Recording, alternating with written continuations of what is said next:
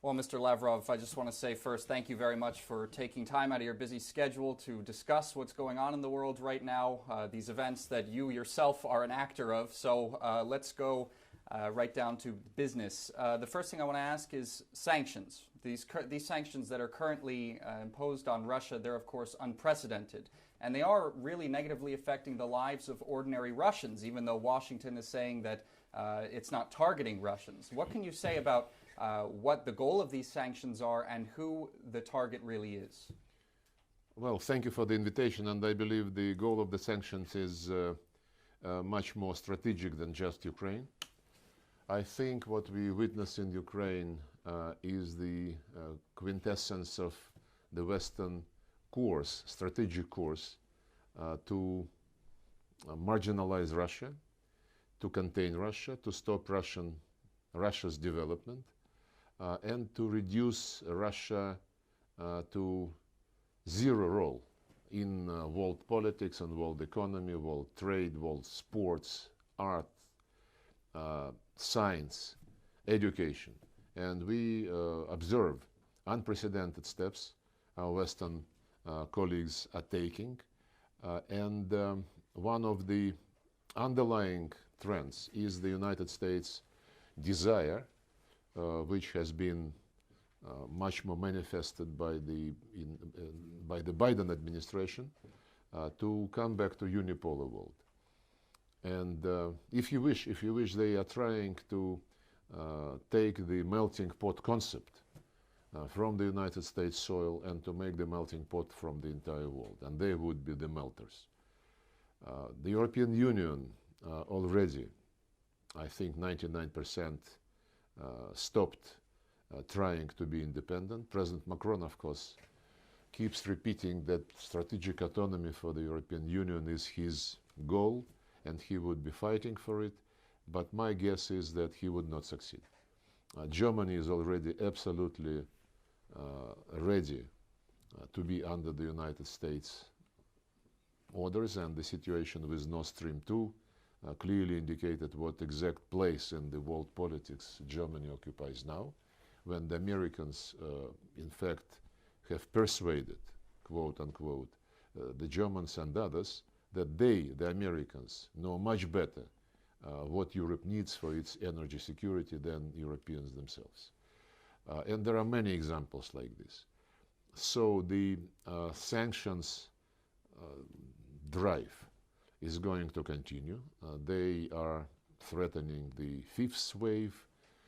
Maybe there would be another wave, but we're used to it. And I will recall that long before the Ukrainian crisis erupted because of the illegal anti-constitutional coup d'etat, the sanctions were already imposed on us. It was, when the Jackson-Vanik Amendment was repealed, Magnitsky Act was immediately introduced, and sanctions in one way or another stayed. And then there was a series of sanctions, as you mentioned, to punish us, basically, for supporting the legitimate cause of Russians in Ukraine, basically, Russians in Crimea. You know the story. I wouldn't rehearse the events and the sequence of events, but the latest sanctions wave was really unprecedented, and as President Putin recalled, we are now champions of the number of sanctions introduced against the Russian Federation, more than 5,000 individual acts, almost twice as many as was introduced against Iran and North Korea.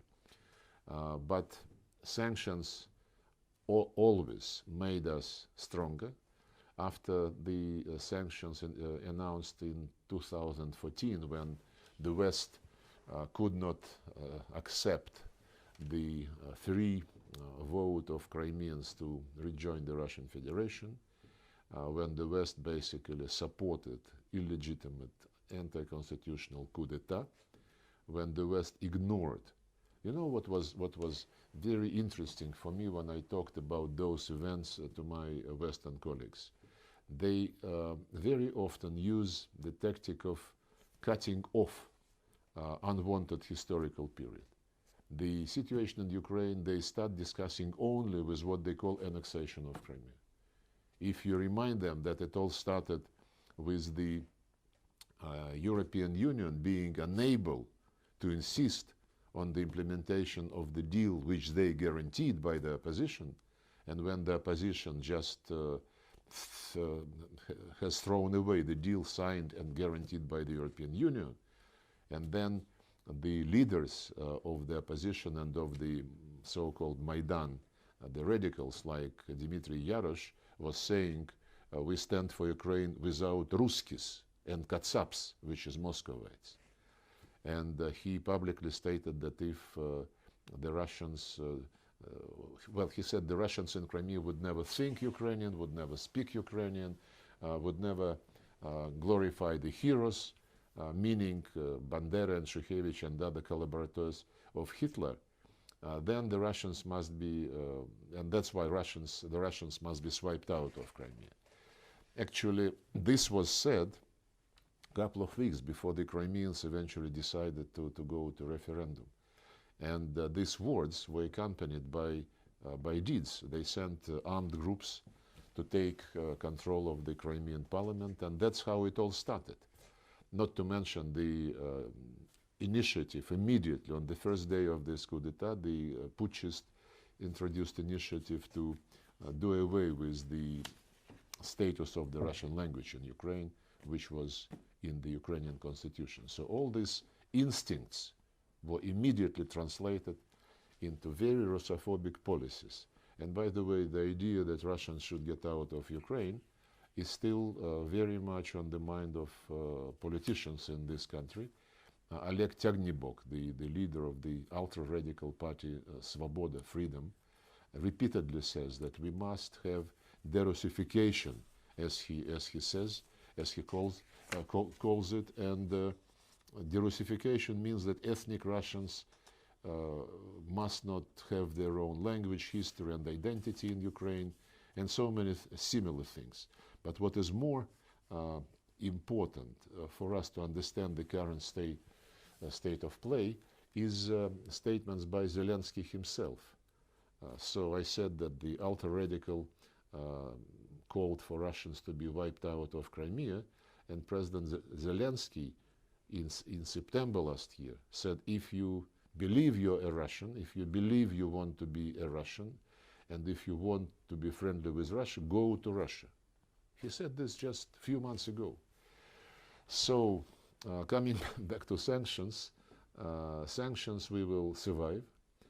The measures which the president and the government are developing, elaborating, and they're being announced, this is only the beginning of our economy to get adjusted to the new situation. After 2014, as I started to say, we did gain experience to rely upon ourselves. And the biggest lesson from this particular historic period is, unlike what we saw after 2014, that now, if there was any illusion that we can one day rely on our Western partners, this illusion is no longer there. We will have to rely only on ourselves and on our allies who would stay with us. This is the main conclusion for Russia in the context of geopolitics. Mm-hmm. I think it's safe to say that Russian culture specifically has become accustomed to being part of, you might say, a global village of countries that share deep economic ties and enjoy traveling between each other. How do you think these sanctions are going to influence the everyday life of Russians in the long term in relation to that? Well, as I said, the assessment of what is going on, in my view, clearly indicates that what the American wants is a unipolar world, which would be not like a global village, which would be like an American village, and maybe American saloon where, you know, who is the strongest is calling the shots.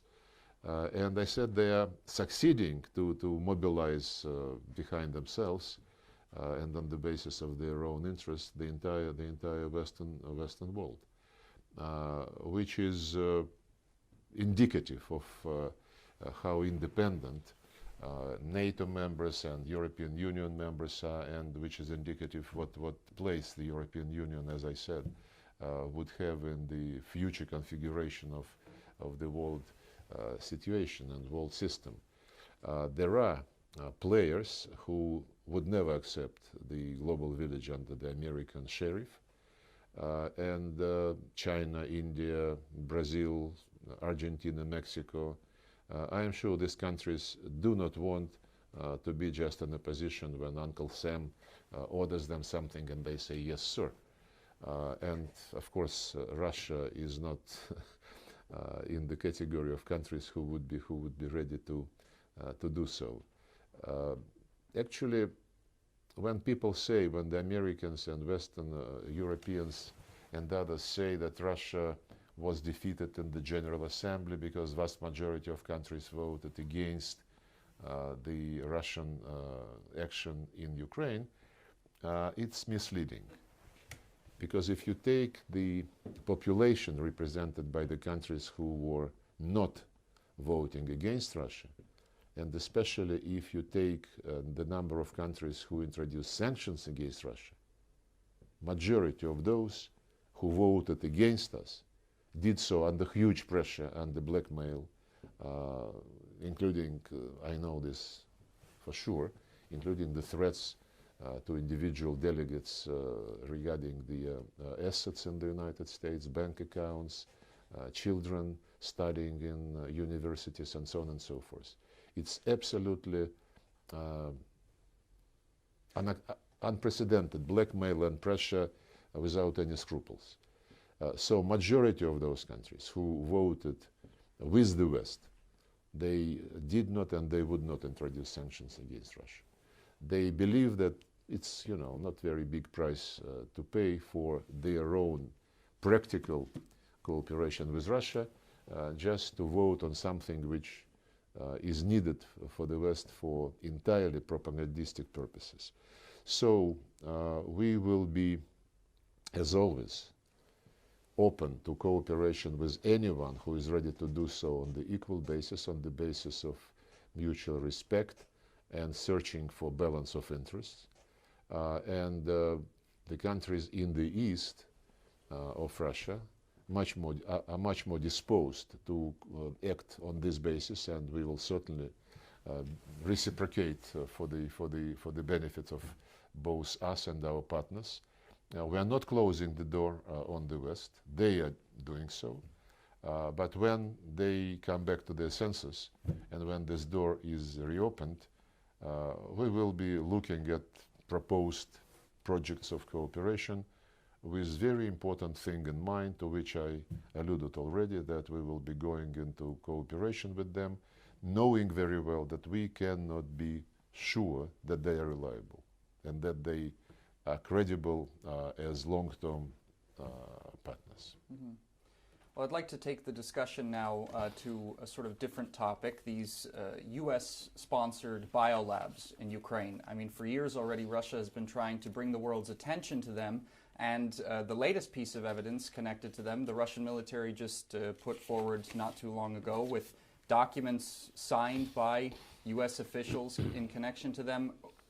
Why do you think the world is not paying so much attention to these biolabs, and will Washington and its allies be held accountable for what they're doing there? Actually, it's interesting that the special military operation launched by the President of the Russian Federation helped discover many things which are very important for understanding of what is going on. Recently, the military of Russia, together with Donetsk and Lugansk forces, discovered documents of the Ukrainian general staff indicating clearly that they were preparing a massive attack against Donetsk and Lugansk republics.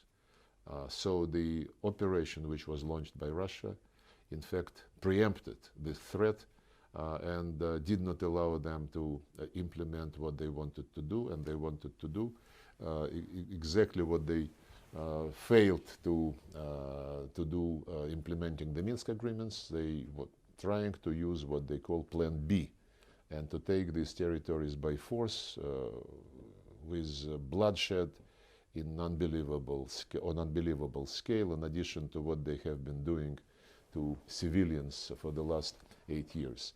But another set of documents which was discovered is, as you said, documents related to military biological activity of the United States in Ukraine, the documents with signatures of Ukrainian officials, US military. Those laboratories are created, have been created by the United States all over the world, more than 300 laboratories in various countries, many of them on the perimeter of the Russian Federation and the former Soviet republics, including Ukraine. Ukraine is probably the biggest project for the Pentagon, who is running this show. The Special Defense Threat Reduction Agency of the Pentagon is in charge of this biological activity, and they're developing very dangerous pathogens, including plague, including brucellosis, anthrax, many others, which are really very dangerous. And we know that they were experimenting on potential infections which could be related to the ethnic groups living in the east of Ukraine and in neighboring regions of Russia. We have been raising this issue in international organizations for, well, I would say almost more than 20 years. In 2001, we suggested that the countries participating in Convention on Prohibition of Biological and Toxin Weapons should develop a verification mechanism which would be transparent, which would be understood by everybody and applied to everybody. Because the convention itself provides for consultations if any participating state has some suspicions or some information which the state would like to clarify, and if these consultations indicate that there is a good reason for some kind of investigation, then investigation is supposed to be launched. But there is no mechanism to investigate, and there is no mechanism which would require each and every country, in response to an address, to provide information and to guarantee transparency of its biological activity anywhere, be it on your own territory or abroad. By the way, the Americans some years ago decided that it is too dangerous to do these things on their own soil. So they moved all these threatening and dangerous activities to other countries, and more they concentrate their research and experiments around the borders of the Russian Federation and China. So we will be insisting on this issue to be picked up by the Biological Weapons Convention, but also by the Security Council, because it's a clear threat to international peace and security. And the meeting of the Security Council initiated by the Russian Federation is taking place on the 18th of March itself.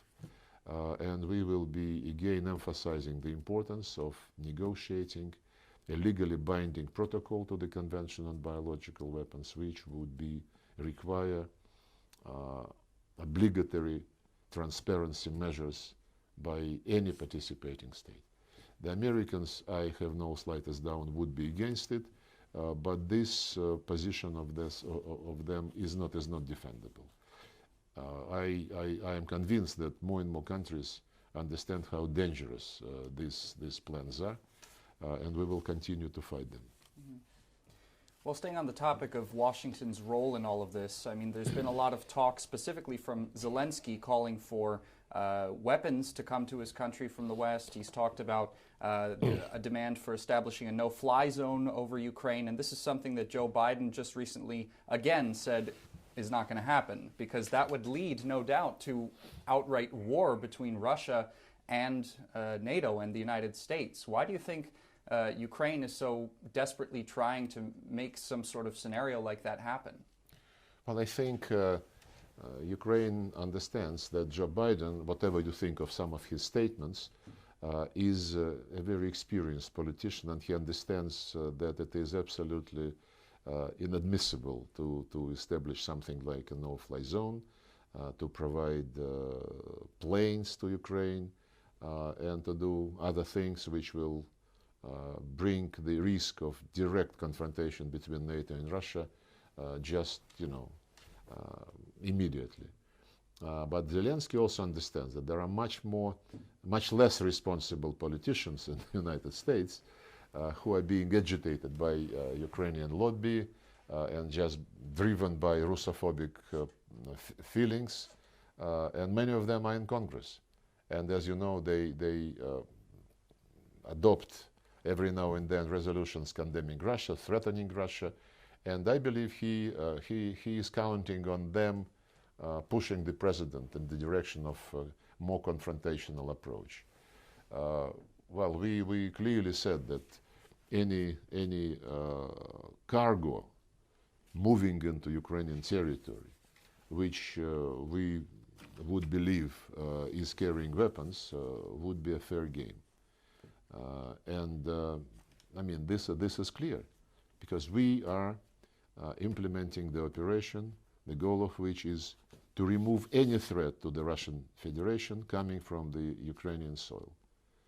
And this was part of our proposal in December last year, when we suggested that we negotiate with NATO security guarantees, the way which would be codifying the old agreement reached at the highest level, that no country should increase its security at the expense of the security of others. So they know what it is all about. Number two, they also speak about missile defense. And for obvious reasons, for pragmatic reasons, they think of asking NATO members who possess Soviet air defense systems to share this with them. I would like to remind the countries who might be playing with this idea that the Soviet and Russia made systems of missile defense or of any other purpose are there on the basis of intergovernmental agreements and contracts, which includes end-user certificate. And the end-user certificate does not allow them to send these weapons to any third country without our consent. This is a legal obligation. I understand that legality and legal obligations is not something which our Western colleagues respect these days. They already, thrown away the presumption of innocence, the private property being sacred, and many other pillars on which, quote unquote, liberal values have been resting for so many centuries and decades. But this is a serious matter, and I can assure you that we would not allow these risks to be materialized. The purpose of operation is to protect the civilians, which have been bombed and shelled and murdered for the 8 years, and demilitarize Ukraine so that, as I said, it does not possess any threat to the Russian territory, and to find security guarantees which would be based on this equal, indivisible security principle for Ukraine, for Russia, for all European countries. We have been proposing this for many years. And of course, denazification is an absolute must, and that includes not only cancelling the laws encouraging Nazist ideology and practices, but it also includes withdrawing any legislation which discriminates Russian language and other national minority languages, and in general national minority rights in Ukraine, which have been hugely discriminated and offended. Well, we've talked a lot about the kinetic war, but I wanted to ask another question about the information war, actually. A few days ago, the White House had a briefing with several popular TikTokers in the United States, and they were basically, briefed on a new anti-Russian narrative that Washington wants to put forward. What do you think about such an sort of underhanded propaganda technique when it's usually Russia that they're accusing of misinformation and underhanded tactics? Well, we are very, very small player in international information war. The information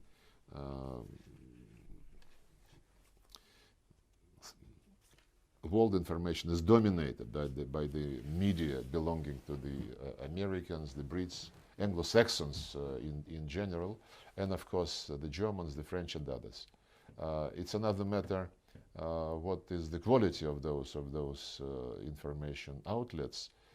They more and more become, if you take CNN, they prefer to avoid analytical materials, and they more and more concentrate on some reports which would be made of slogans. Russia is an aggressor. Russia is murdering civilians. Russia is abusing sports, and so on and so forth. When they concentrate on TikTok and other resources like this and other platforms, and when they target kids, because TikTok is about young boys and girls, I believe this is an attempt to brainwash them for the rest of their life, and this is indecent and not fair. If you want information competition, if you want competition among media outlets, then there must be some rules. And I would remind you and your viewers that in 1990, when the Soviet Union was living under this new thinking concept and human values, common values for the mankind, the Western colleagues in Organization of Security and Cooperation in Europe, they were pushing very actively and finding support on the Soviet side the series of documents in OSCE on freedom of speech, on access to information, and such documents were endorsed by consensus in Organization for Security and Cooperation in Europe. These days, when your channel and Sputnik many years ago were banned from attending, for example, press conferences and briefings in Élysée in Paris, and when we were drawing the attention of the French colleagues that this was against their commitment in OSCE, they were saying, no, no, no, no, no. Access to information is applicable only to mass media. And RT and Sputnik, they're not mass media, they're propaganda tools. Another example of abusing the commitments and obligations, when a couple of years ago in London there was a conference on freedom of media in the modern world, we were not even invited. And no Russian media was invited. So we know the manners and the tricks which are being used by the Western countries to manipulate media. We understood long ago that there is no such thing as an independent Western media. If you take the United States, only Fox News is trying to present some alternative point of view. But when you watch other channels, and when you read social networks and internet platforms, when acting president was blocked, as you know, and this censorship continues in very big way, and the substitution of notions, whenever something is happening by the way of mass protests, mass demonstrations, which they don't like, they immediately call it domestic terrorism. So It's a war, and it's a war which involves the methods of information terrorism. There is no doubt about this. The very interesting example was yesterday when Bild newspaper in Germany published a piece saying that myself,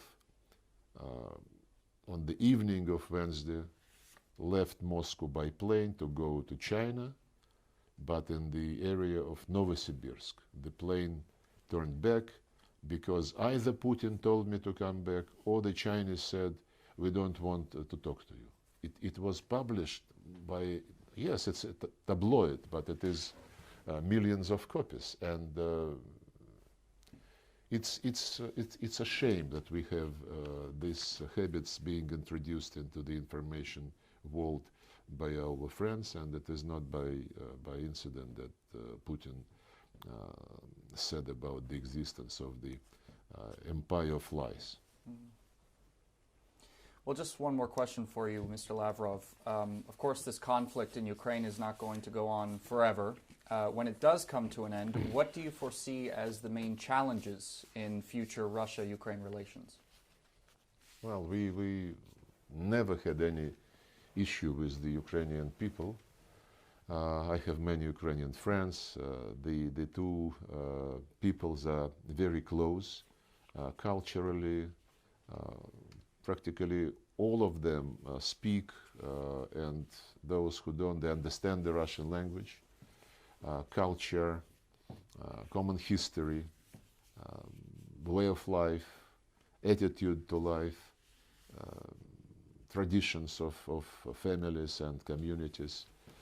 So I hope that when this anomaly is over, this will gradually come back. It will have to be gradual. It cannot come back fast because the efforts of our Western colleagues to make Ukraine a Russophobic and anti-Russian instrument, anti-Russia, as Putin called it, they started long ago. And they are already rather deeply rooted in Ukrainian mentality, especially the young generation, which was born after the demise of the Soviet Union. They have been indoctrinated in a very, very heavy way. And then the efforts were taken systemically to train military officers on the basis of radical Bandera and Shukhevich style methodology. The purpose being to make sure that they would not become friendly to Russia again, and that they would build their nationalism, nationalistic feelings, as the means to strengthen the statehood of their country. But this purpose, the purpose was always to make sure that Russia does not have Ukraine as a friend. It's like Zbigniew Brzezinski in the late 90s, last century. He said, Russia with Ukraine, with a friendly Ukraine next to it, is a superpower. Russia with Ukraine, which is not friendly to Russia, is just a regional player. So this concept is very deeply rooted in the minds of American policymakers. And it will take time to get rid of those negative legacies. Even now, when the armed forces of Ukraine are fighting, trying to procrastinate the crisis, this is happening because the leaders of Ukraine, with the help of American and other Western advisors, reformed the army the way which put these radicals, Bandera-like trained officers, to lead all more or less meaningful units in the Ukrainian army. And these people radicalize and terrorize others, especially those who don't believe that this should be the fate of their country. And the way they behave in the cities in Mariupol, the refugees who are coming from Mariupol to Russia in dozens of thousands, they tell their stories. It's really threatening how this kind of people command armed men and women. But I am sure, at the end of the day, the historic closeness of two fraternal nations will certainly prevail. Well, on that note, Mr. Lavrov, thanks again for giving us this interview and showing our viewers the Russian viewpoint. It was a great discussion. Thank you very much.